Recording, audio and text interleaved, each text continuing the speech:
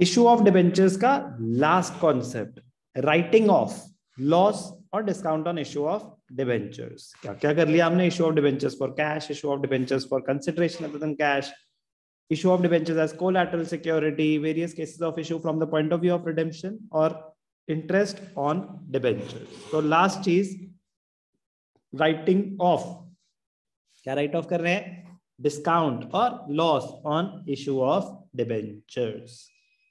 Discount on issue के time हमने discount दिया, और दूसरा कौन सा लॉस है? Premium on redemption. दो टाइप के लॉसेस हो सकते हैं। जो उसको राइट ऑफ करेंगे उसका एक स्पेसिफिक ऑर्डर है। डिस्काउंट और loss on issue of debentures is a capital loss for the company. Normal routine revenue expenditure नहीं है, नॉर्मल रूटीन एक्सपेंस नहीं है। डिस्काउंट और लॉस ऑन इश्यू एक कैपिटल नेचर का लॉस है, which is written off in the year it is incurred. Very very important, very very important. पहले क्या होता था? It was written off over the period of years, कि अगर आपने डिबेंचर्स इशू करे, उनका टेन्योर 3 इयर्स है तो 3 साल में वो राइट ऑफ होगा। 5 इयर्स है तो 5 इयर्स में उसको राइट ऑफ करेंगे। अब क्या उन्होंने बोला?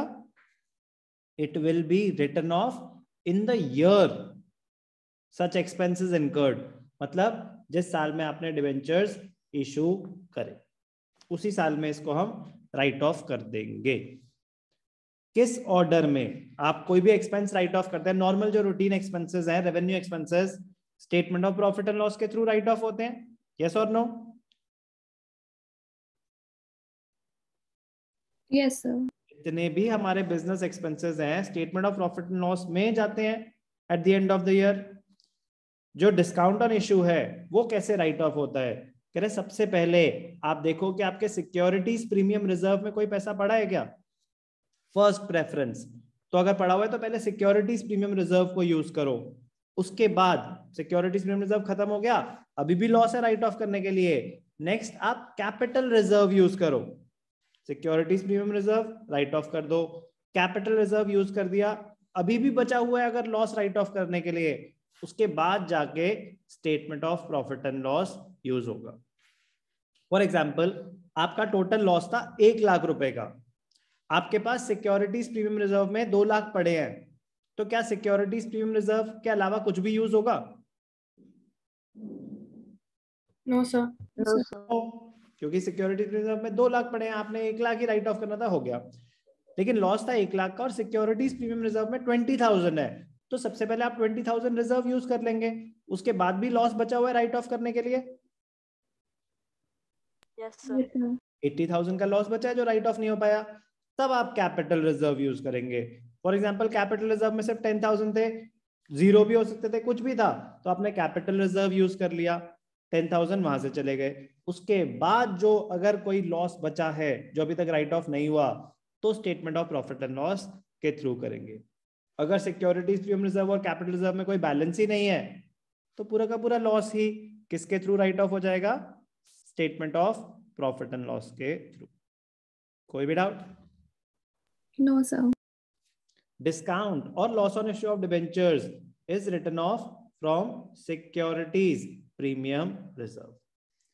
If securities premium reserve does not have balance or is not adequate to write off the total discount or loss, then the balance discount is written off from capital reserve.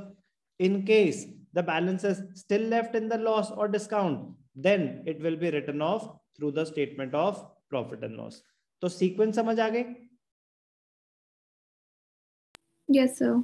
सबसे पहले security premium reserve, उसके बाद capital reserve, उसके बाद भी अगर loss right of करने के लिए बचा है तो statement of profit and loss. In brief, securities premium reserve to the extent of balance is used to write off discount, thereafter capital reserve and then statement of profit and loss. तो entry क्या होती है? Securities premium reserve account debited, capital reserve account debited. आप reserve use कर रहे हो ना, तो आपके रिजर्व्स और प्रॉफिट्स उतने यूटिलाइज हो रहे हैं, तो उतने से कम हो रहे हैं, तो इसलिए ये डेबिट आइटम होता है। डेबिट क्यों हो रहा है समझ आ गया ना? Securities premium reserve, capital reserve या statement of profit and loss. तो यहाँ तो आपके प्रॉफिट्स कम हो रहे हैं, statement of profit and loss debit क्यों हो रहा है? आपके एक्सपेंसेस बढ़ रहे हैं, आप उसको उस पीरियड का लॉस मान रहे हो, तो वो राइट ऑफ कर दिया।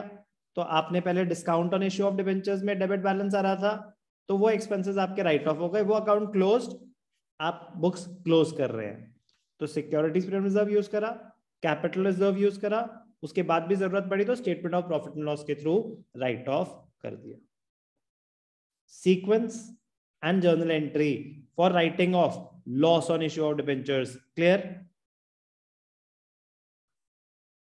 Yes, sir. Yes, sir. And most important point, जितना भी डिस्काउंट है, जितना भी लॉस है, वो इन the year of issue of debentures itself he right off हो जाएगा। ये लॉस कैरी फॉरवर्ड नहीं होगा, फर्स्ट ईयर में ही it will be written off in the year it is incurred.